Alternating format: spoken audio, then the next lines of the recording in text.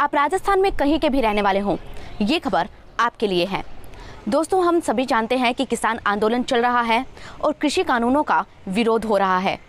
लेकिन क्या राजस्थान में किसान आम जनता के लिए परेशानी का सबब बन गए हैं? क्या राजस्थान की जनता को बिजली के बिलों के बोझ तले किसान दबा रहे हैं? हमारे ऊर्जा मंत्री की बातों से तो ऐसा ही लग रहा है।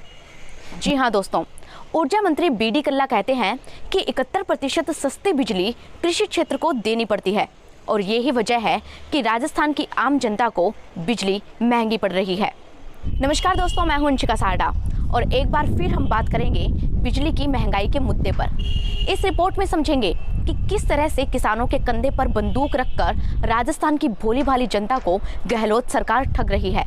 लेकिन इससे पहले आप मेरी YouTube चैनल को सब्सक्राइब कर लें और मेरे Facebook पेज को याद से लाइक कर लें, क्योंकि आपसे जुड़े ज़रूरी मुद्दों को आप यहीं पर देख पाएंगे। दोस्तों, गर्मी के दिन अब दूर नहीं हैं और राजस्थान की जनता का हाल ये है कि पंखा ना चलाया तो गर्मी से मरे और चलाया तो बिल से। इतना तो आप सभी जानते हैं कि राजस्थान में बिजली सबसे ज़्यादा महंगी है। आसपास के राज्यों पर अगर नज़र डालें तो बिलों में भी भारी अंतर है। देश की राजधानी दिल्ली में 200 यूनिट तक बिजली का बिल ही नहीं देना पड़ता, यानी कि जिन घरों में 200 यूनिट बिजली की खपत होती है उन्हें फ्री में बिजली मिलती है और जो लोग 200 से 400 यूनिट के बीच में बिजली का इस्तेमाल करते हैं उन्हें 50% सब्सिडी दी जाती है सरकार की तरफ से। हरियाणा में हर यूनिट के हिसाब से 6 रुपये 32 पैसे देने पड़ते हैं। कुछ ऐसे ही दाम गुजरात में भी है। भोपाल में करीब 7 रुपये 5 पैसे के आसपास हर यूनिट के देने पड़ते हैं। वहीं पंजाब में 7 रुपये 72 पैसे हर यूनिट के लगते हैं। लेकिन राजस्थान में प्रति यूनिट करीब 13 रुपये 34 पैसे देने पड़ते हैं। यानी कि दिल्ली और हरियाणा में बिजली के दामों से ठीक डबल दाम राजस्थान की जनता को चुकाने पड़ रहे हैं। दोस्तों, ये हालात तब है जब राजस्थान अपनी ज़रूरत की 96% बिजली खुद ही पैदा कर रहा है। जी हाँ दोस्तों, हमारे देश में सभी राज्य बिजली बनाते हैं। कहीं कम तो कहीं पर ज़्यादा बिजली पैदा होती है। महाराष्ट्र और छत्तीसगढ़ के अलावा राजस्थान भी उन टॉप 5 राज्यों में आता है जहां पर अच्छी खासी बिजली बनती है। लेकिन अगर बिजली के दाम देखें तो दिन रात का फ़र्क है। एक तरफ छत्तीसगढ़ की सरकार जनता को 400 यूनिट तक की बिजली पर 50% की छूट देती है, तो वहीं राजस्थान में 55 यूनिट पर ही 700 रुपये से ज़्यादा का बिल आ जाता है। दोस्तों, भारत में अधिकतर राज्य बिजली बनाने के लिए हाइड्रो प्रोजेक्ट्स का इस्तेमाल करते हैं और कुछ राज्य कोयले से बिजली बनाते हैं। लेकिन राजस्थान में कुदरत की कृपा से धूप भी बहुत अच्छी है और हवा भी बहुत अच्छी आती है, इसलिए सोलर एनर्जी और विंड एनर्जी से खूब बिजली पैदा होती है, जो कि बिजली बनाने का सबसे सस्ता तरीका माना जाता है। राजस्थान की जनता को हर दिन करीब 2600 लाख यूनिट बिजली की ज़रूरत होती है, जिसमें से 2500 लाख यूनिट बिजली तो हम खुद ही पैदा कर लेते हैं। आने वाले 2 सालों में हम देश के दूसरे राज्यों में बिजली बेचने लग जाएंगे। लेकिन बड़े दुख की बात यह है कि राजस्थान की जनता को इसका कोई फ़ायदा नहीं मिल रहा, क्योंकि यहाँ तो बिजली महंगी की महंगी ही है। दोस्तों, बात अगर मेगावाट के हिसाब से करें तो भी राजस्थान सबसे ज़्यादा बिजली बनाता है। छत्तीसगढ़ 23,000 मेगावाट की बिजली पैदा करता है, तो वहीं हिमाचल में रोज़ाना 10,000 मेगावाट बिजली बनती है। लेकिन राजस्थान में 24,969 मेगावाट की बिजली बनती है। लेकिन फिर भी राजस्थान में बिजली इन दोनों राज्यों से काफ़ी ज़्यादा महंगी है। तो दोस्तों, अब आपके मन में एक सवाल आ रहा होगा कि राजस्थान में सबसे सस्ते तरीके से और सबसे ज़्यादा बिजली बनती है, फिर भी यहाँ पर बिल इतना ज़्यादा क्यों आता है? क्या राजस्थान में बिजली सस्ती नहीं हो सकती? तो इस सवाल का जवाब है कि राजस्थान में बिजली सस्ती हो सकती है दोस्तों, अगर सरकार चाहे तो। दोस्तों, ऐसा नहीं है कि यहाँ पर बिजली हमेशा से ही महंगी थी।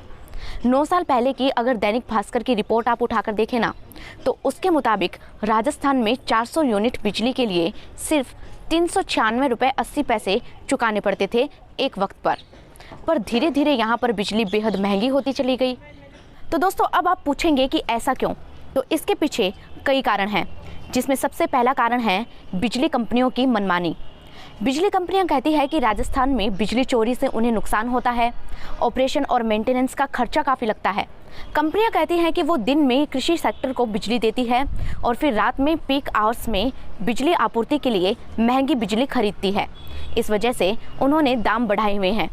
लेकिन इस पर सवाल ये आता है कि ये सब तो दूसरे राज्यों में भी होता है, फिर वहाँ पर बिजली का बिल इतना ज़्यादा क्यों नहीं आता? दोस्तों दूसरा बहाना सरकार का है। ऊर्जा मंत्री बीडी कल्ला कहते हैं कि 71% सस्ती बिजली कृषि क्षेत्र को देनी पड़ती है, इसलिए आम जनता को महंगी बिजली मिलती है।